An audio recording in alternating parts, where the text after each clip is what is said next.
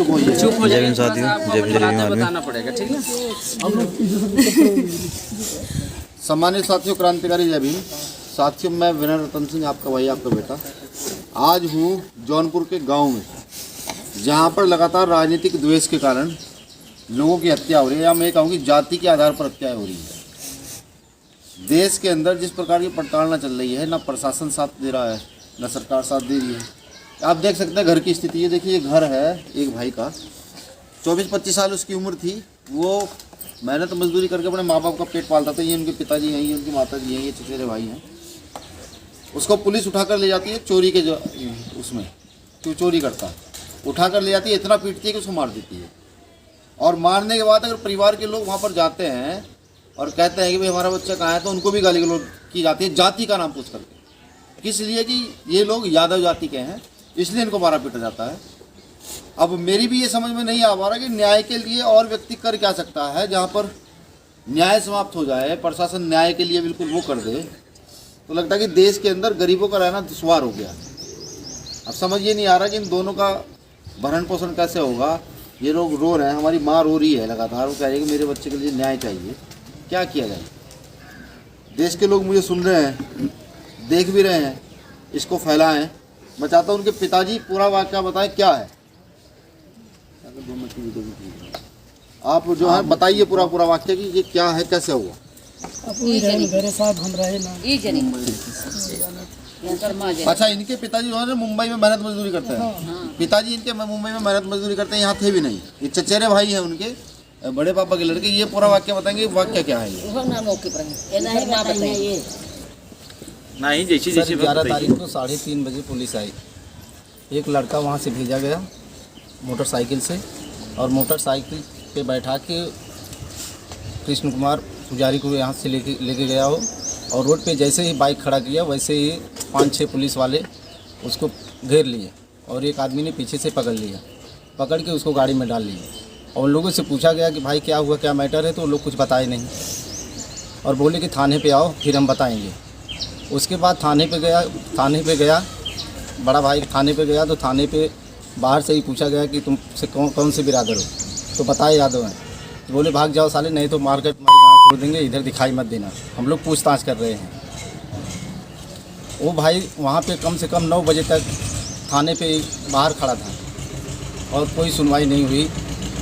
SP को भी WhatsApp किया, एसपी को भी फ़ोन किया कि मतलब हमारे भाई को फर्जी मुकदमे में फंसा दिया जाएगा, ऐसा हो गया है, लेकिन वो लोग भी नहीं सुने। फिर उसके बाद 8:30 बजे पुलिस हमारे घर पे आई।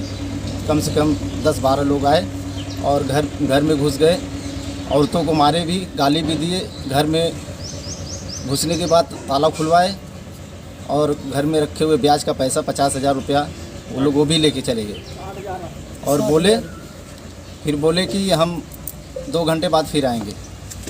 फिर उसके बाद वो लोग 12:30 बजे बच्चे को लेके आए, और बच्चे को इतना ज़्यादा मारे थे कि बच्चा चल नहीं पा रहा था। 2 लोग पकड़े हुए थे, इधर बाहर खाट पड़ा हुआ था, और खाट पे उसको फेंक दिए। और फिर बच्चा जो है वहीं पे चिल्लाने लगा, और बच्चे से बोल रहे हैं कि पैसा निकलवाओ। बच्चा बोला कि मम्मी पैसा दे दो, नहीं तो ये लोग मुझे मार डालेंगे, पैसा दे दो। उसके बाद उसका बाल पकड़ के उसको ज़मीन पर फेंक दिए, और चाची ने उसको पकड़ कर बैठ गई, तो वो लोग इसको भी धक्का दे दिए और गाली दिए। उसके बाद उसको सब घर में इधर उधर ढूंढ रहे थे, बोले काला बैग दो पैसे का।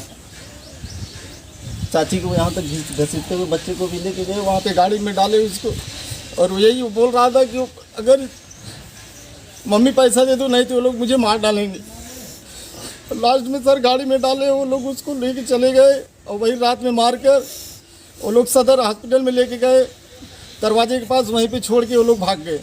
और सुबह 8 बजे मुझे बताया गया, यहाँ का नेकपाल आया, बोला कि ऐसी घटना हो गई है। सुबह 8 बजे रात का मारा हुआ हमारा भाई, सुबह 8 बजे हमको पता चलता है कि मेरा भाई मर चुका है।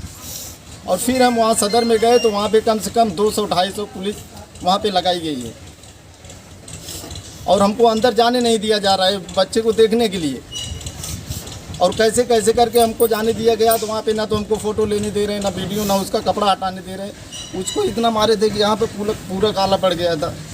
उसका 2 नाखून भी उखाड़ लिए थे, पूरा हाथ पूरा काला पड़ गया था, और ये सब पूरा काला हो गया था सर, इतना मारे थे। फिर उसके बाद थाने पर भी घेराव कर दिए, वहाँ पे 200-250 पुलिस लगा दी। और यहाँ पे सर फर्जी मुकदमा 150 लोगों के ऊपर, हम लोग यहाँ पे नहीं थे, अराजक तत्व लोग थे, यहाँ पे चक्का जाम किए, तो यहाँ पर 150 लोगों के ऊपर मुकदमा दर्ज कर दिया गया। बताइए सर, ये कहाँ का इंसाफी है? एड्रेस और यहाँ का एक अपाची गाड़ी थी, वो गाड़ी भी लेके गए, एक मोबाइल थी, मोबाइल भी लेके गए, और उसमें फर्जी दिखा दिए कि 63,000 रुपया और 13 मोबाइल बरामद हुआ है। और गांव का नाम सर चकमिर्जापुर, पकड़ी, पोस्ट फतेहगंज, जिला जौनपुर, थाना बक्सा सर। नाम बताइए और जिनको इनके साथ अशोक कुमार सिंह थे सर, यशो अजय अजय कुमार सर, अजय कुमार सिंह थे, कुमार सिंह प्रशासन प्रशासन से सर। बताइए सर, हम लोग प्रशासन, पुलिस प्रशासन में हम लोग सुरक्षित नहीं है, तो बताइए हम लोग कहाँ पे सुरक्षित रहेंगे? लड़के का मृत्यु हुआ है उसका नाम कृष्ण कुमार पुजारी सर। पोस्टमार्टम रिपोर्ट आप लोग यादव समाज से हैं। और पोस्टमार्टम रिपोर्ट में सर लीपापोती कर दी गई, उसमें दिखा दिया गया कि इसको हार्ट अटैक आया, हार्ट अटैक से इसको ये शौक में चला गया और उसकी मृत्यु हो गई। अपना नाम बता दीजिए। मेरा नाम सर प्रमोद कुमार यादव। साथियों, ये कोई राजनीतिक स्ट्रक्चर नहीं है, न्याय के लिए मांग की जा रही है, देश के लोगों से अपील की जा रही है कि आप इसकी आवाज़ उठाएं, सोशल मीडिया पर भी उठाएं, जिससे कि लोगों को ये पता लग सके कि देश में चल क्या रहा है। जाति के नाम पर शोषण, हत्याएं ज़बरदस्त नहीं की जाएंगी। ये बार भी सजग है, क्योंकि मैं आज यहाँ खुद आया हूँ। और उस टाइम भी बोले भी सर कि मतलब जो है साला प्रधानी लड़ेगा, और प्रधानी लड़ने के लायक सीधे छोड़ूंगा ही नहीं, लड़ेगा। मैं यहाँ खुद आया हूँ और अब इस मामले को पूरी गंभीरता से लिया जाएगा। प्रशासन भी जान ले और सुन ले। भीम आर्मी के विषय में आप पहले भी जानते हैं, अगर आप गलत करेंगे तो हम चुप नहीं बैठेंगे।